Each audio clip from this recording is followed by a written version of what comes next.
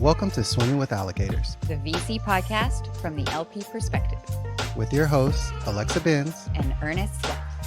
You ready? Let's dive in. On today's episode of Swimming with Allocators, we're blessed today with two guests.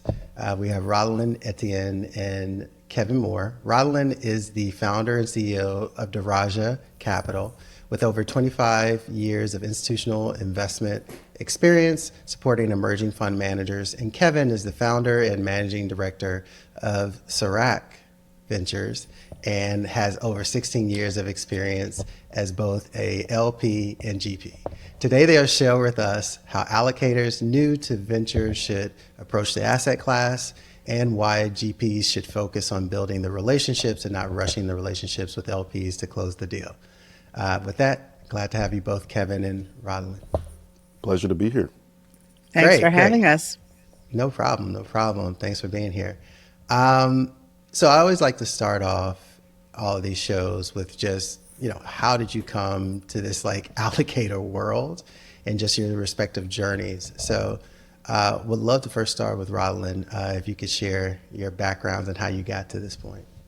Sure, happy to do so. I am in the allocator world because of the Tuigo Foundation.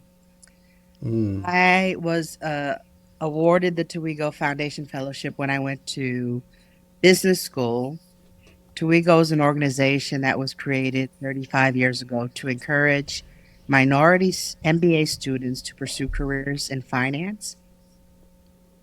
My entree into the world where I made my career was a day that Tuigo organized for the West Coast Fellows to go up to Sacramento and meet CalPERS.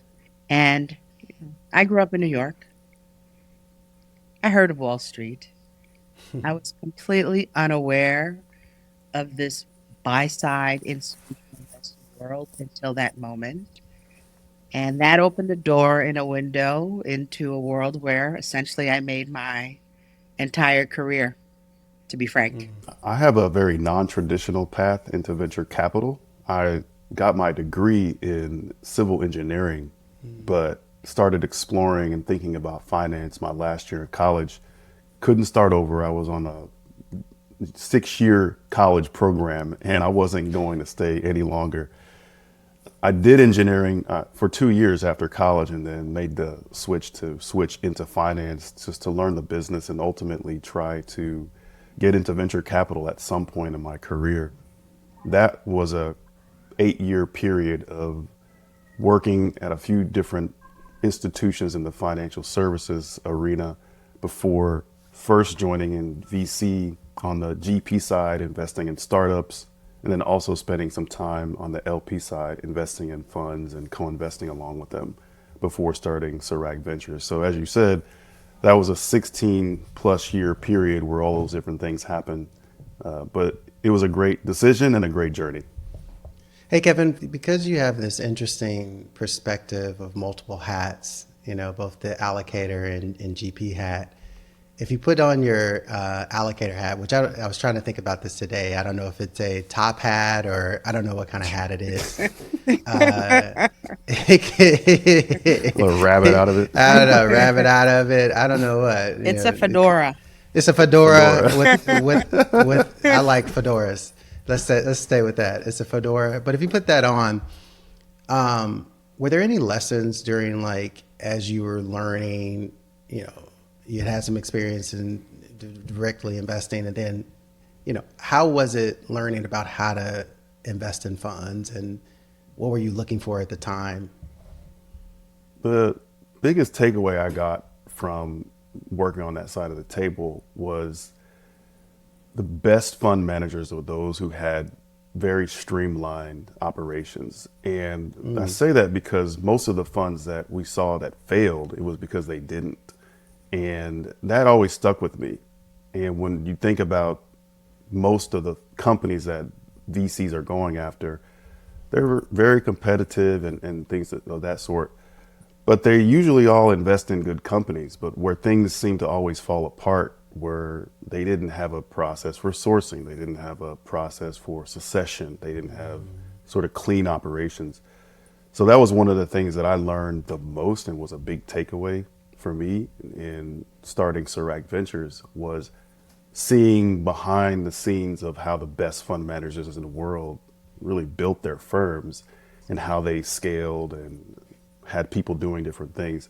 That was a very helpful experience, and I think that I was very lucky to have had that sort of inside baseball of the Yeah. business before starting my firm. I'm just going to pull a thread there. How do you actually determine if someone has streamlined operations? Because I've looked at a lot of my friends like GP decks. I've been at funds and seen our kind of fundraising decks. And just like we can say about a lot of founders in different spaces, they all kind of start to blend together and look the same, and everybody's saying the same talking points. How do you really kind of look under the hood to determine if somebody has streamlined operations? I think just like any company, the GP is kind of like the CEO, and their sort of visionary approach to where the firm's going, what they're investing in is one thing. But most of the firms that are in the business are structured pretty much the same, where you have your lower level people doing what they do, your mid tier, then you have your operations people, and then you have the dynamics that exist between the GPs, and that's sort of like your leadership team or your C-suite, and how is that sort of laid out such that it's fair and equitable among them. And for the firms that did that really well, you could tell there was a pattern to it. And the firms that didn't, they seemed to just be figuring that out. And VC firm to me is no different than any company. It's just a different medium where you're applying that model. So I think for both Raudline and I, when we're looking at an investment, there's just certain fundamental things that make sense, and the framework by which you're looking at that just depends on the industry, but structurally it has to operate a certain way. Raudline, you brought up Twigo, which I'm glad. I've had a lot of friends who've gone through that program, and it's had made waves in all aspects of finance. But I was curious, as you then started your career as an allocator, what were there any specific kind of like experiences or lessons that have really shaped how your perspective on investing in the managers? I think one of the things I didn't do in your first question was talk through the trajectory of my career. So post business school, with a little 2-minute detour into real estate, I ended up spending a large chunk of my career as a consultant, advising institutional investors. That period was probably on the order of around 14 years, working at 2 firms. And so throughout that decade plus experience, I saw everything and everyone, really. And I think that my perspective is a little different than what I experienced, because I viewed the structures and the processes that we had in consulting. And as someone who came to finance from a non-traditional background, like Kevin, we have that in common. My perspective on the processes, the mores, the standards of what we were doing in consulting always seemed to me a little bit different from what we said versus the reality of what we did. And I think that understanding how the business was structured in terms of the gatekeeper, the allocator, and ultimately the manager, and understanding the relationships between all three was important for my perspective. But I think the most important thing is I have a critical eye on just about everything. And I think process is essential, but process that doesn't allow for creativity is not optimal, right? Because at the end of the day, what we're all doing is making judgments. And judgments are not just based on the steps that you must do. There's a qualitative assessment, there's intuition, and there's vision. And I think my trajectory has been about making sure that the intuitive, qualitative aspect of judgment is just as important as the process. Yeah. You bring up some points that I've, through all these conversations with LPs, I've heard on just like it's an art and a science. Like, how do you balance both knowing we need to be diligent and have diligence in a process, but if you have your visors on so much, you might miss out on true alpha. That kind of leads to my next question for you, Raudline. You decided you're a builder, just like Kevin, and decided to start your own firm. With those kind of lessons in mind, how did you make sure that like your firm, what was the inspiration to start your firm, and how did you make sure your firm incorporated all those lessons from your career? I reached a point in my career where I was transitioning, and I could have had what I call the bored life. I was too young for that, and that I had more to give to our business. And so I started Daraja as what I call my third act, or the third phase of my post-business school career.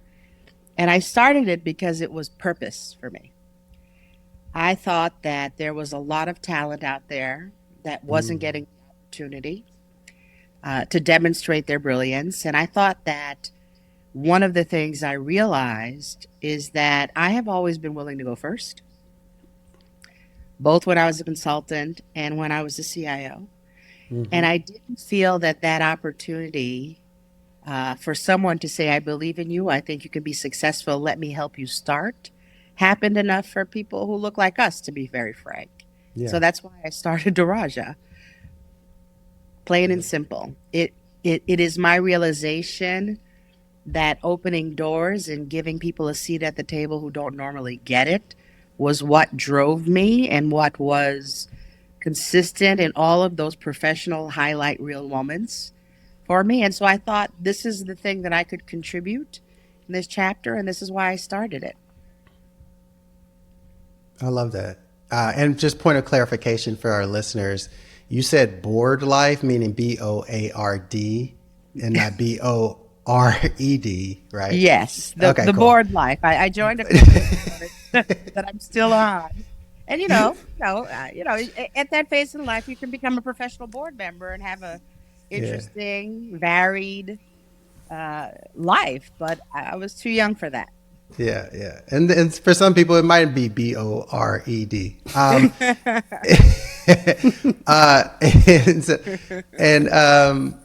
And Kevin, what was the inspiration to start your firm when you've had a successful, career as, both an LP, co-investor, all those things? Very similar. It wasn't until I started working on the LP side that I saw just the massive chasm that existed between where dollars went in the business. And I think that this became more apparent maybe starting just prior to 2020. It sort of became sort of top of mind. And then during that period, just had a lot more time to think through that. And I started to think, why was that? Was it because there was this sort of underlying bias in the business? I wasn't sure, because it didn't seem like that when we were meeting with managers. But it really came down to network effects. I think is a big part of that. And people aren't ever going to admit that they have even unconscious bias, but everybody has that. So I wanted to start a firm that sort of leveled the playing field and would give everyone, like Raudline said, a seat at the table. And I think it's a core reason for the depth of our connection is that very point. I feel like I'm an extension of what she's doing and vice versa. And Serac Ventures will look at all founders. And I think that is a huge differentiator between the firms that exist in the market and ones that are sort of coming up like mine. I think that Kevin's point is important. I think Why is it important for us to be doing what we're doing, right? It is because we have different lenses. We have different lived experiences, which is a cliche, but I can't find a different way to say it, which means that we look at opportunity in a different way and we see opportunity where others may not for that very reason. And I think, we all have biases, implicit, explicit, we all do.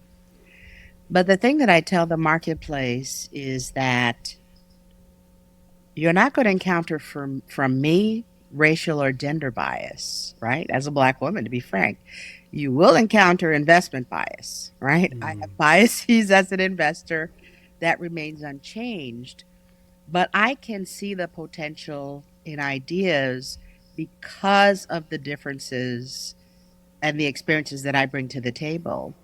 And it is hard to make the generalization, but I have personally experienced even the last couple of years where investment opportunity is not recognized.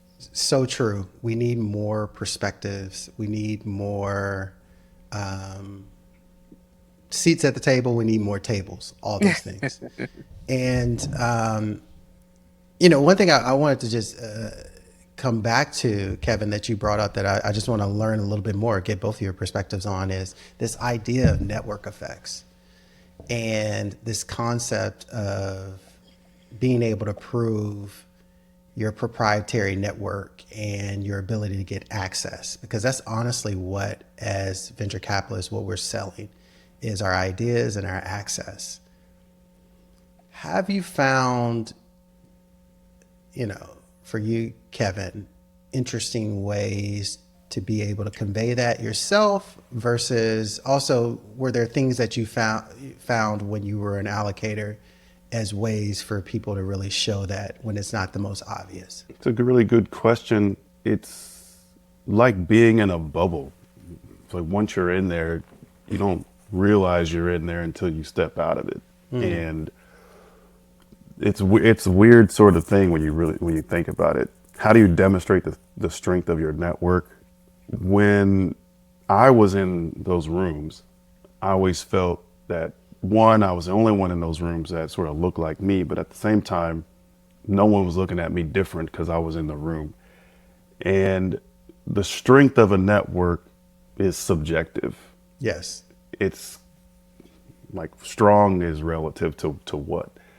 But within the venture capital industry, there's been a history of different firms and people and ideas that tend to be people who scream the loudest. And when you can reach out to those people and have their perspective on things, and you're in that network and you can illustrate that either through conversation or by direct introduction, then I think that you can start to manifest that to others in a material way. And part of that network was driven by really introductions. And I would say that some of the best founder relationships that I was able to build over the years came from doing reference calls on the fund managers that we had in our portfolio. And they would introduce us to really big people, like the founder of Ring and the founder of DoorDash and all these people. So you start to develop this network effect. And now if you wanted to gauge that by a number, you can see that on LinkedIn. But I'm a big believer in sort of Dunbar's number, where none of us can have really strong relationships with more than 150 people. So when I think about network effects now, it's not so much of how do we sort of brag about our network, but more so how do we bring people into our network. And that's something that we're doing with technology. It's something I think about now, and bringing in new investors to the venture capital industry, because that to me that's the broken part of this business. And I actually think it's very limiting, because if you're only limited to your network, then you're not seeing all the opportunities and you may not have all the best people in it.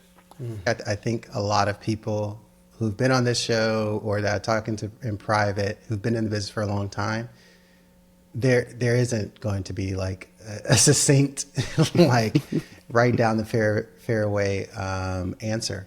But that should give people like hope too. It gives me inspiration too. It's like, okay, I need to be the best earnest that I can be and show that I can out earnest everybody. Mm-hmm.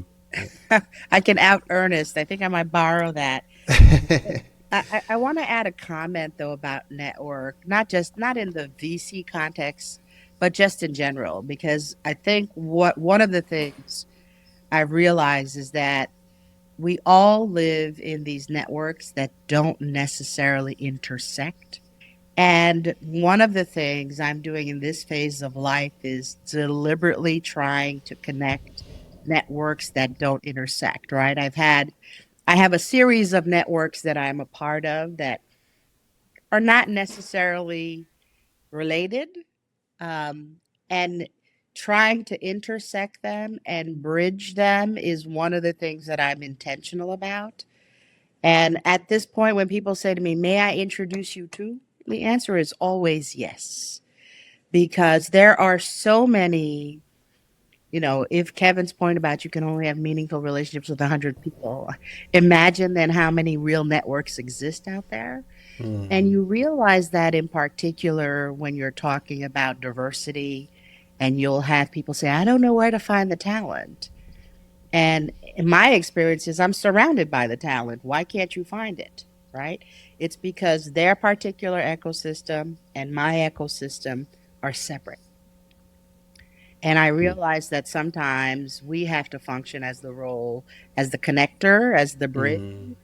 And it means learning. It means being sometimes in places where it's uncomfortable because it's not your networks. But, this was my experience, for example, working at Albright Stonebridge, which is a completely different animal than all of the chapters. That is a national security, diplomacy, global network of people who I have access to that there's nothing natural about me being in that particular network if I hadn't made that move to connect with people who are not just strictly finance. And I think to the extent there's anybody early in their career listening to this podcast, I think one of the pieces of advice I'd be is try to be intentional about cultivating your networks, because at the end of the day, that's going to be key to everything in your professional life. Absolutely. In Ernest, can I say one thing that I'd be remiss if I didn't say this about the network thing. That doesn't mean you can sit back and make excuses, because I know there are a lot of people on both sides and of all ethnicities and backgrounds that make excuses like, I don't have a network, I don't know these people. Now, I will say, and it's for both Raudline and I'm not trying to speak for Raudline, but I would assume. How dare you? Right? But I know for myself, in order to build the network, like I had to force myself into situations and put myself in a lot of very uncomfortable situations. Yeah. And if you're not willing to do that, your network is never going to grow. Yeah. And I think that's a really important point to say, especially in this climate that we're in right now, that at some point you have to just own up to it and embrace the discomfort.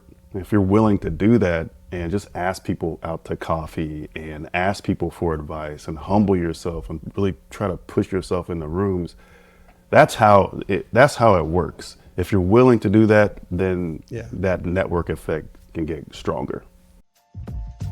Now we're going to take a quick break to speak with our sponsor. On today's expert segment, we have our industry experts and sponsors, Shane Goudey. He's the leader of Sidley's venture funds practice, and Mathew Eapen, partner at Sidley focusing on investment funds and private equity. How does a firm like yours help navigate fund managers and all these different things? Yeah, I think it's first and foremost just the breadth of experience and, allowing clients who have never really had to think creatively about, getting to this liquidation part of their life spectrum, and what's the playbook for that, and even today the playbook changes. Continuation funds in the venture context, outside of very, very large venture firms who are maybe in the growth stage, who are almost private equity-ish in many ways, and the liquidity markets, right? It's just been god awful to you get that lack of liquidity, and you pair that with really not having a lot of experience dealing with out-life fund management issues. It's very difficult. And now a lot of funds are coming back to market, but they've got to, as you said, have that DPI. They need that track record to be able to put gas in their fundraising tank. And so you have to talk about so many different aspects of these transactions. And Matt has done incredible work on a number of continuation vehicles in his past. I've done a lot of stuff over the years in terms of GP-led sort of secondaries, whether it's rights offerings. It's actually the deepening of relationships and the necessity of GPs to broaden their connectivity to the secondaries world and secondary buyers. I think that is the part of the successful playbook of any venture fund these days.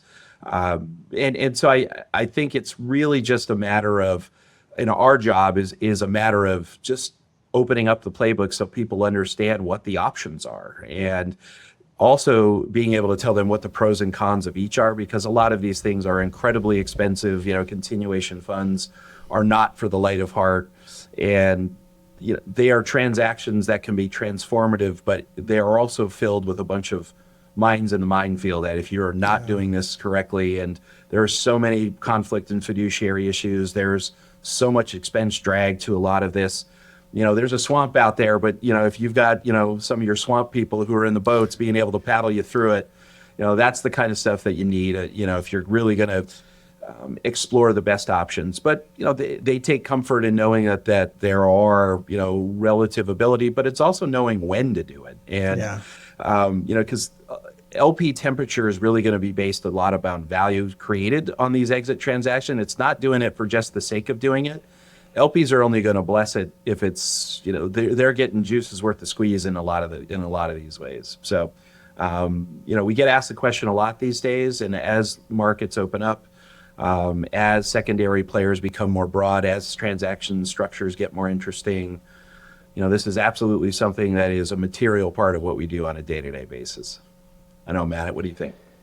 Yeah, I've spent a lot of time on secondary transactions, and I remember, because I came to sort of law after a career in policy, there would be a time at like 3:00 in the morning where you'd like pull back and you're like, why are we doing this? Like, are we sure that this is going to go through? And so that's the thing, like, when I have clients who are contemplating this, it's sort of like there are a ton of factors like that influence, like if you put aside the assets, put aside the NAV that you're going to get, like what is your relationship like with your LPs? Like what is your LP base like? Are you going to get to majority consent really easily? What's your advisory board like for the conflicts? Things like that that are really sort of like fundamental to a discussion. And then it's also, with secondary transactions, there is a lot going on. I would say there's sort of only one other instance where it is just like every single communication is complicated, and LPs ask, rightfully so, ask a lot of questions. And I have managers who say, like, we have 30 other initiatives happening right now. Like, I don't think we're going to do this. And I would say, yeah, that's probably, this one is a very time intensive thing. It's not like a fundraise where you can prepare ahead of time. There are things that come up all the time. You have things outside your control with a lead buyer, things like that. And so they are doable, and they can bring liquidity even in a market like now. But it's important to recognize these are very complex, and it's not just us lawyers, it's bankers, it's accountants, it's fairness opinion people. There are a lot of other expenses out there that people should, think about as they sort of dip their toe into secondaries. Yeah. Are you all seeing any changes over the last 12 months in the fund terms and governance structures that LPs are looking for? Yeah. Go ahead, Matt. Yeah, completely. It's so fascinating if you think of 21 and 22, where there was people ask questions and then GP say, okay, we're going to cut back your allocation. And now in 24 and 25, it's just people want more reporting, people want disclosure about conflicts, they want insight into investment pipeline. There's so many more things that result ultimately in more robust reporting, deeper relationships, but there's a lot more obligations and strings that come attached to the money now that we weren't seeing years ago. And then to what Shane mentioned earlier, there are also a lot more of an emphasis on separately managed accounts and funds of one that allow very large investors to set up vehicles that they can co-invest for reduced fees or free fees. They can invest across different strategies. So it's interesting that venture is, somewhat becoming more like private equity and like the bespoke nature sometimes for large institutional investors and the products that managers are able to use to accommodate what they need. Yeah. I'd say the things that I've seen change are the limited partners' request for accountability in any number of cases, in particular if there's a key person event or,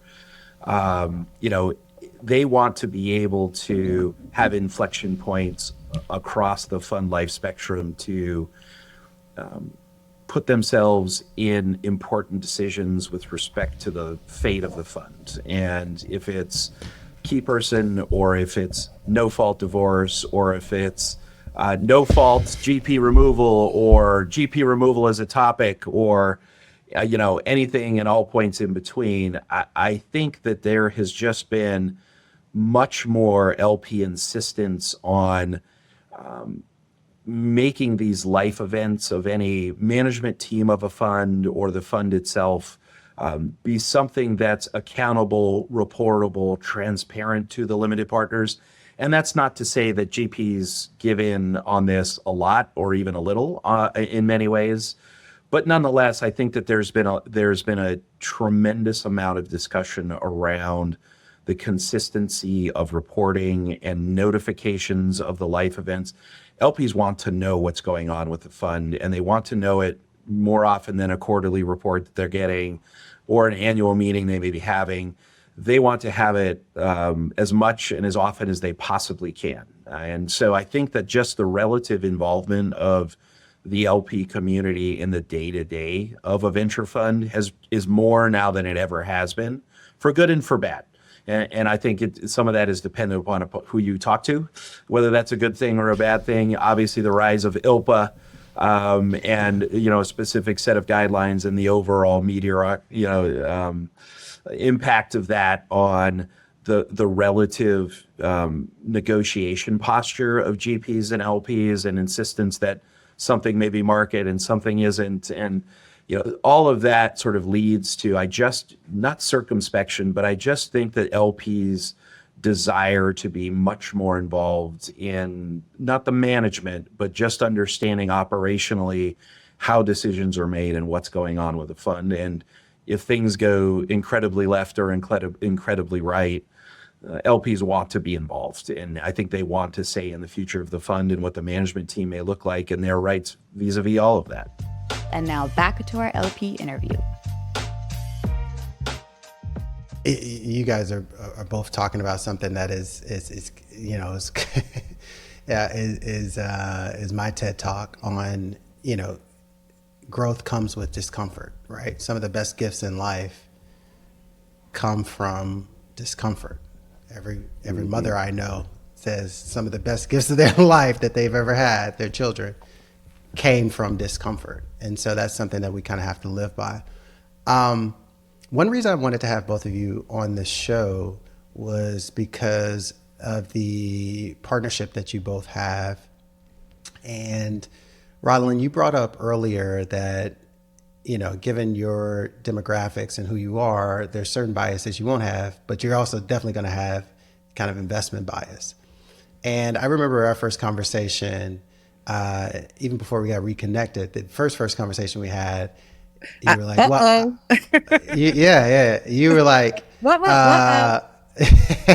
you were like, well, I don't really do venture, and so I get that, but you're invested in Kevin. What was it about Kevin and that you saw that you were like, I want to invest and partner with what he's building, even if it's an asset class that I'm not as familiar with?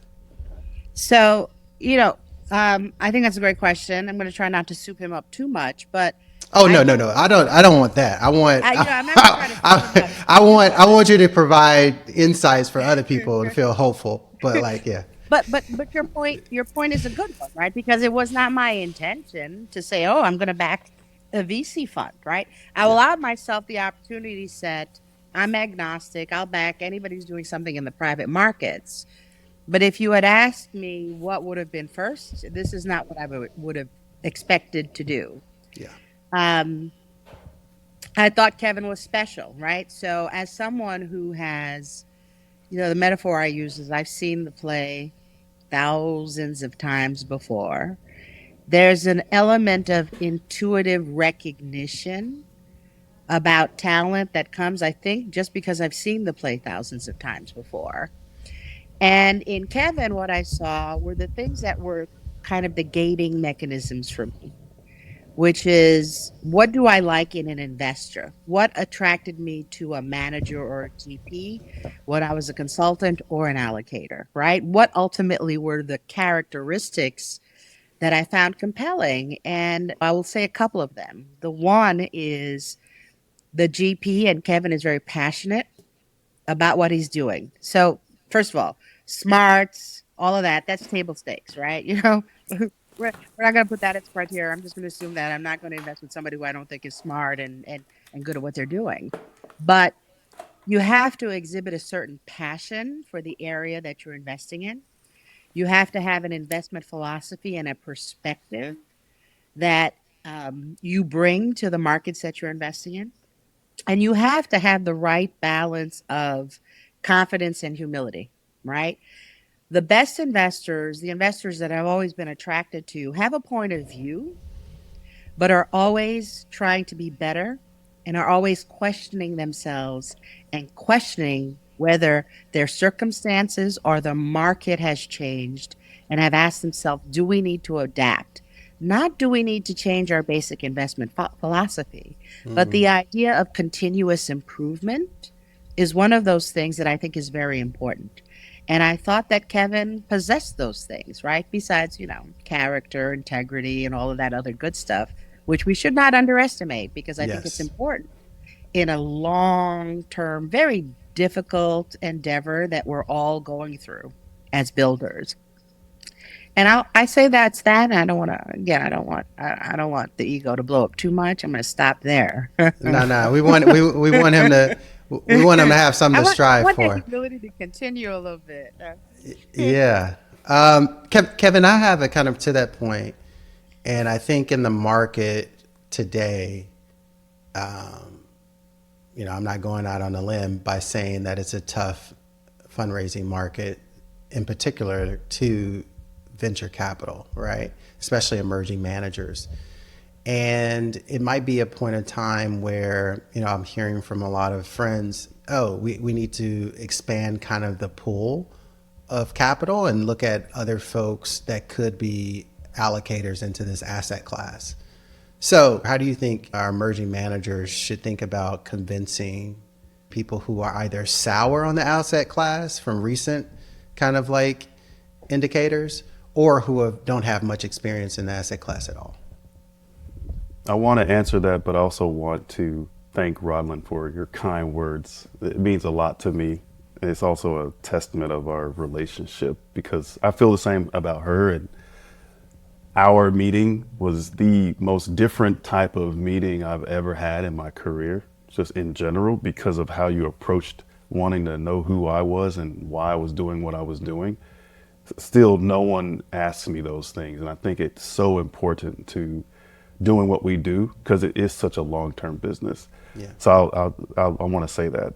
And to answer your question, Ernest, I think that the perspective I gained just over the years, not just working in venture, but also working in finance, is that you, as an investor, you see that there's cyclicality in the market. And if you understand just the fundamentals of that, one of the things I try to tell new investors to the asset class is venture goes through waves. And if you can point to not only specific examples of periods, but also what happened during those periods, you can start to educate people about why now might be one of the best times to invest in venture capital ever, and why this happened over the course of history. I don't think history repeats itself exactly, but it certainly rhymes. So I think now with the asset class as it is today, we are possibly at a nadir and on the way back out of this.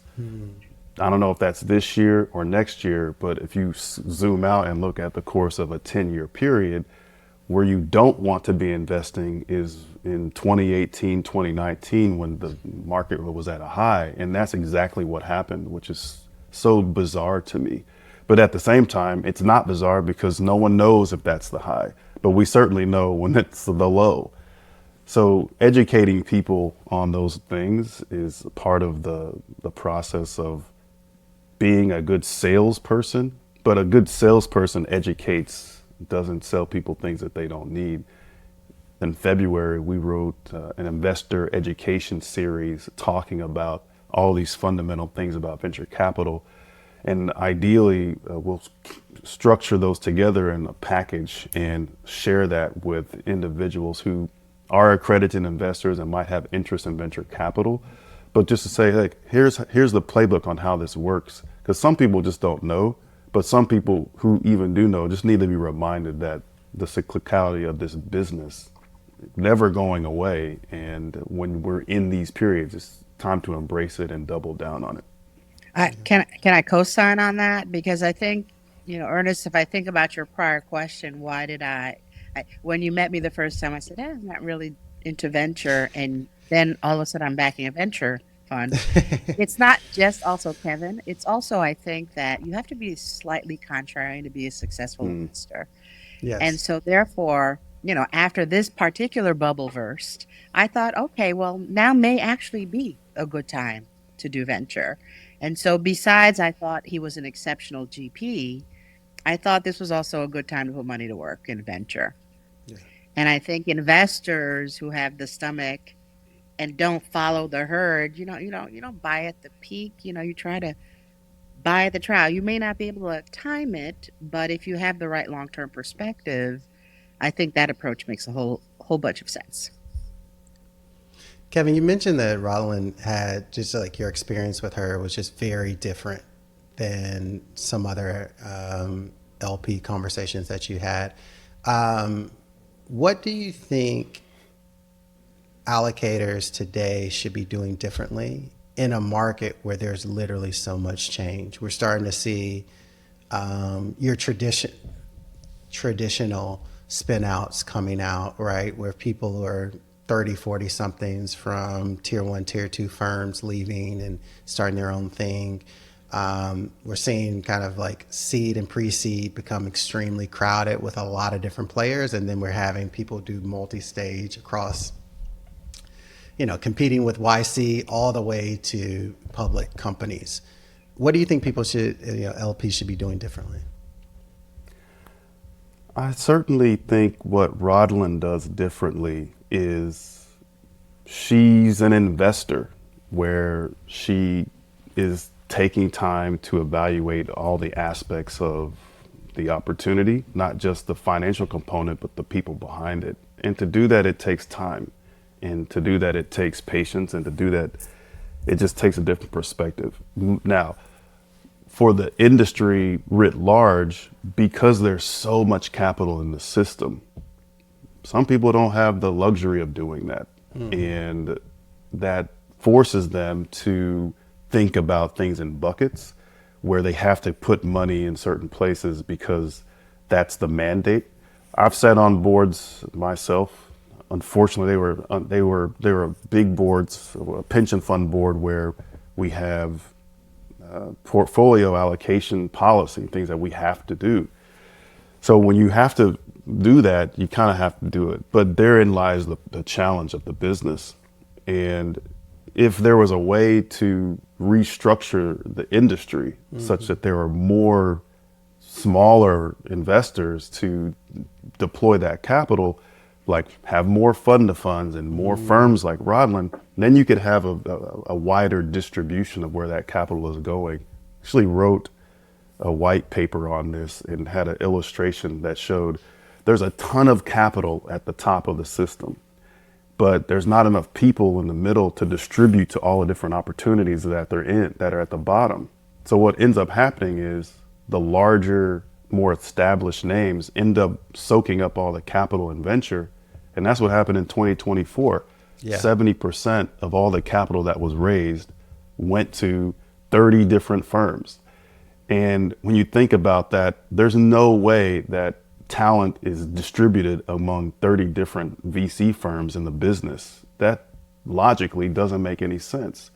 But it's not an issue with those firms, it's an issue with how the industry is structured. You need more people in the middle to distribute it. You know, I think that this is, I think this is a great question, right? So if I take it from a perspective, I think you're right, Kevin? I think managers and GPs don't understand in general the resource constraints, the back on the part of allocators that may lead to check the box thinking, continue capital to the biggest players. You know, when you have billions of dollars to move, it's difficult for you to focus your limited resources on writing a $10 million check, right? Yeah. And, you know, those are structural issues that won't get addressed immediately. But I would say two things for LPs. The one is there are knee-jerk negative reactions to things like fund of funds. I think because of what happened in the GFC, where on the hedge fund side, where no one was protected from Madoff and fund of funds didn't do the work that they claimed that they were doing. And that, I think, has infected the entire ecosystem in a way that's been detrimental. And so I think, one, LPs rethinking that negative knee-jerk reaction. Yes, there's an extra layer of fees, but that's because you don't have the resources to field the team to do this. And yet we all know that there's a world of opportunity outside of the 30 major venture funds that Kevin was just bringing up. I don't think this is just a venture issue. I think this is true systematically. So that would be one. Rethink this negative knee-jerk extra layer fees. I'm not paying for it. Sometimes you actually should pay for it because you are not equipped to actually execute on the smaller end of almost any market you're in, where there's typically a lot of opportunity. I think the second thing I would say LPs need to do differently is they need to widen their aperture a little bit. Yes, it's true that you don't get criticized if, you know, one of the oligarchy firms loses you money. But there's a lot more opportunity than what's safe and convenient. And challenge yourself to think a little bit differently than you have historically, period. Yeah. That's amazing advice. And I think it definitely needs to be, you know, people need to widen their perspectives, as you mentioned, because there's true alpha out there and an opportunity. Kind of changing gears, Kevin, where do you, I assume I know that your answer, but want to know some details behind it. What trends do you see in venture capital in 2025 and beyond? And, you know, are you overly optimistic or bearish on it over this next decade? The future of venture capital, to me, isn't an industry, like a technology that's going to change everything. I think the future of venture capital is a wider representation of talent and founders that are in the market that are going to bring new ideas and new applications to technologies that need to be applied in different markets and in different ways. And I was listening to a podcast of a guy who said that he was talking about this in the cruise industry. And very random cruise industry, but the reason why certain of those cruises go really, really well is because of the diversity of staff that they have on board, and the net NPS scores where people are really, really high and things are just going really, really well. But it had a lot to do with who was on the ship. So I think if the VC industry is a ship, who's coming onto the ship is what's going to make that better. And I think technology is what's pushing that forward and making it, we'll see that in 10 years be a totally different landscape, hopefully. I don't predict the future. We can be optimistic. Well, you do in a bit, and who you like choose to partner with. That's predicting a little bit of the future. Well, I'll push you back. I'll push back on you. Okay, so if I use the metaphor, I choose which cruise lines I will go on. I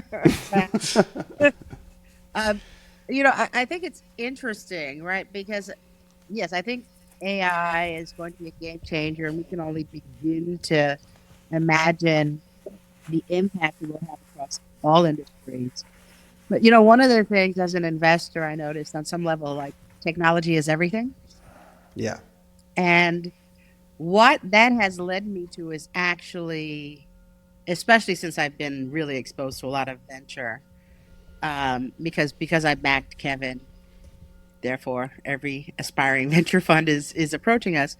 But I have to tell you, what it has led me to is thinking more about the bricks and mortar businesses as opportunities as well, right? Because I think the herd is, listen, I just remember I remember this venture fund who was doing AI, who just raised, I don't know, so much money so quickly before I could even do diligence.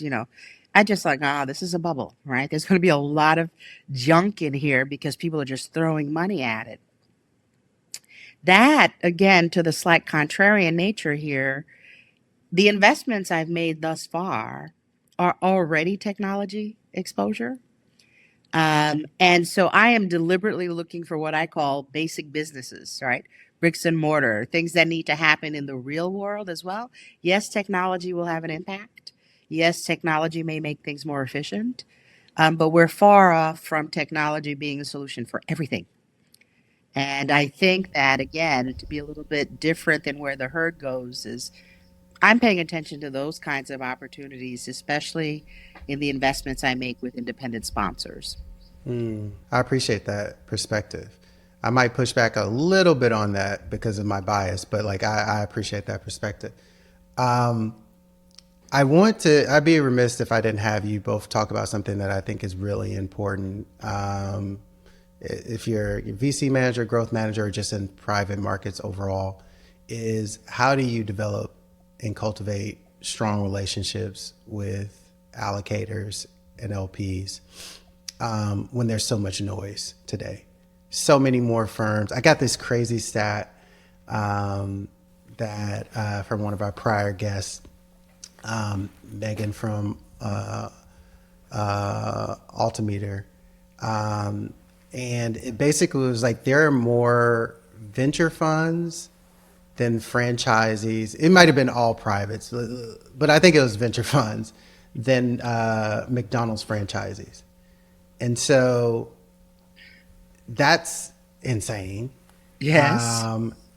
But that also shows that it's become mainstream a bit and a lot of people are in the market. So how do you actually differentiate yourself? And more importantly, how do you have these strong relationships? Like Kevin, when we were talking kind of in a pre-call, you spoke about the importance of being intentional with relationships. So for our emerging managers listening, how do you actually do that when there's so much noise and so much competition? I'd say something very simple. Every single time you reach out to someone, you don't have to ask for a meeting. And I think that people consider that a wasted effort if they don't. I strongly beg to differ on that. I would say about 70% of my outreach is just sending people follow-ups and updates and interesting things that I'm seeing on a daily basis. And the other 30%, it might be I'm asking for someone to meet with me. But that's the relationship building component of this. Is that's number one. And number two, everyone says this, but how do you add value to that relationship? So when I'm pre-planning for meetings for the day, I'm always thinking, man, what can I bring to the table that's going to make this worth their time? And I will postpone reaching out to someone until I can figure that out. This business is such a marathon, and people forget that. It takes 18 months to build a really good relationship with someone. And Raudline and I met back in May of 2023. So now we're almost 2 years into this, and we have this amazing relationship. But that took time to develop. And I take 10 or 15-minute calls with people all the time that reject Serac Ventures, our firm. And I tell them, I've been in this business long enough to know that it's a relationship game, and I'd love to keep you in the loop on what we're building for the next 4 or 5 years until we get to Fund 3. That stuff just doesn't happen overnight. Yeah. The immediacy of needing things now certainly is important, but you got to be building for Fund 3 and beyond. And those relationships take longer because there's a lot more competition. So to the extent that an emerging manager can think like that, I think that differentiates them from others in the market a little bit. I think that's correct. I think this is a long game, and emerging managers need to approach it as such. I also think emerging managers need to be a little bit more realistic in their expectation of what is possible, and understand that the counterparty has their own issues that they're managing through. And when we think about relationship building, what I have found, I am not one of those people who does well going to 2,000 people conferences and, introducing myself to people. But I have found that the best relationships are developed when there is a warm introduction, right? So full circling back to your network and developing your network, it's those kinds of personal connections. Me saying, hey, Kevin, meet this person. Kevin saying, Raudline, hey, meet this person. That leads to a certain level of intimacy and the prospect of building a long-term relationship, because it has nothing to do with a transaction that's immediate. Yeah. And you will be disappointed along the way, but you have to have the attitude that, again, these are relationships, not just prospects. And each individual or entity has its own horizon that may not fit yours, and you're just going to have to be patient. I think the other thing I would add, because, people think I'm an extrovert. I'm not. I'm quite introverted. People exhaust me, not energize me. But what I realized in this building your network and cultivating a network, what I always used to do and what I still do is, do I want to spend time with you? Not what can you do for me or what I can do for you. And so if you find people as you progress and as you find people that you are simpatico with, maintain those, because they should be in your 100, right? Let that be the criteria of how they're in your 100, because it's not work, it's natural, right? You're developing natural friendships because there's some connection or bond. And whether or not you'll be useful to each other in the future, trust me, it will happen. But that can be one way for you to sort of qualify who you spend time with and who you invest in terms of building a long-term relationship. Well, I don't think there's any better way we could end the pod with that sage advice from both of you. So I want to thank both of you, Kevin and Raudline, for being on the podcast today. And I'm sure we'll have in our notes you guys' socials so people can get connected to you. So really appreciate you guys being on today. Thank you for having us, Ernest. My pleasure. Thank you so much, Ernest. No problem. See you later, allocator. After Portfolio Tile, Investing with a Smile.